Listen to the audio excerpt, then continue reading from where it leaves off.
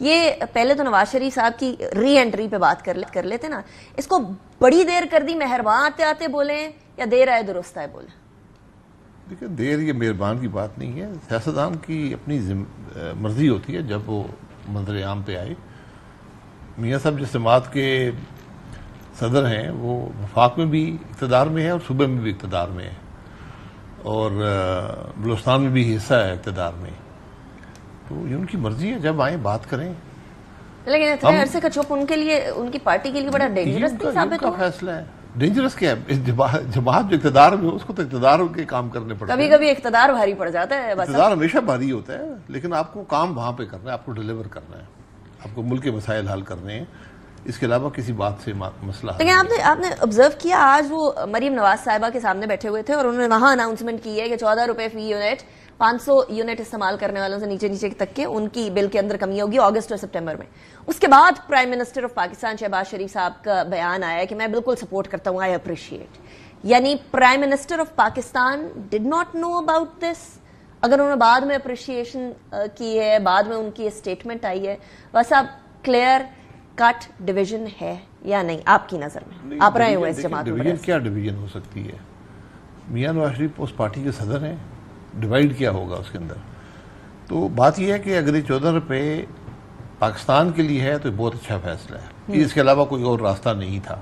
ہم پہلے بھی کہہ چکے تھے کہ پیسے نکالیں بجٹ میں سے، پی ایس ڈی پی کو کٹ کر لیں، اپنے ایکسپینڈیچر کٹ کریں، جو بھی آپ نے کرنا ہے، اور لوگوں کو ریلیف دیں، تو یہ ریلیف مل جائے گا جو لوگ وہاں پر ہیں، تو یہ اچھا فیصلہ ہے۔ But is this enough عباس صاحب؟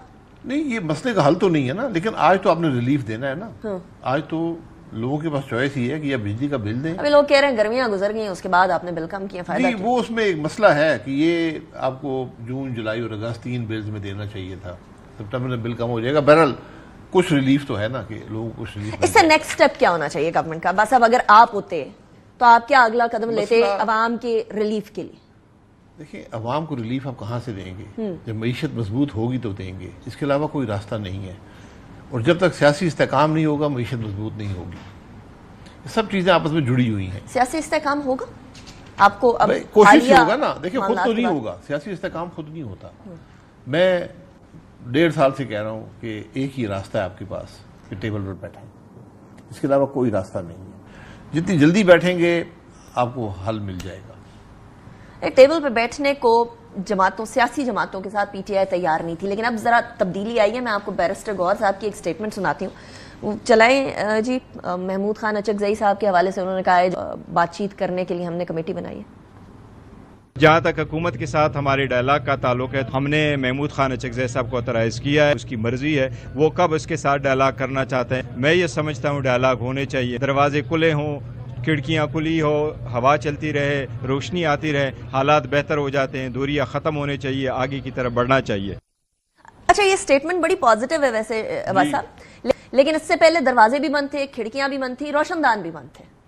اب یہ کھلتے ہوئے اس لیے نظر آ رہے ہیں کیونکہ ریسنٹ گرفتاریاں ہوئی ہیں، یا جینوئنلی آپ کو لگتا ہے کہ؟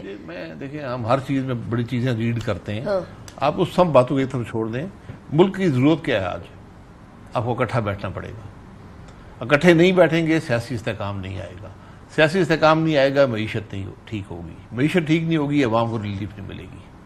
یہ ریلیف کی جو ہم بات کرتے ہیں آج، تو عوام کو ریلیف یہ ہے کہ ان کا بوجھ کم ڈالیں، ان پہ بوجھ عوام پہ پڑنا ہی پڑنا ہے۔ جس حکومت کے پاس اپنے اخراجات پورے کرنے کے پیسے نہ ہوں، وہ قرضہ لے کر گزارا کرے، تو وہ کہاں سے ریلیف دے گی؟ اگر اخراجات پورے کرنے کے پیسے نہیں ہیں تو آپ کو پی ایس ڈی پی بڑھانے کی کیا ضرورت ہے؟ میں یہی کہہ رہا تھا، آپ کو پرتعیش قسم کے جو، میں یہی کہتا اپنے خرچے کو کم کرتے، حکومت کو کم کرتے، اس کی تعداد، حکومت کے حجم کو کم کرتے۔ وہ نہیں ہوا، کوئی بھی ریفارم نہیں ہوا، اس بجٹ کے اندر کوئی ریفارم نہیں ہے۔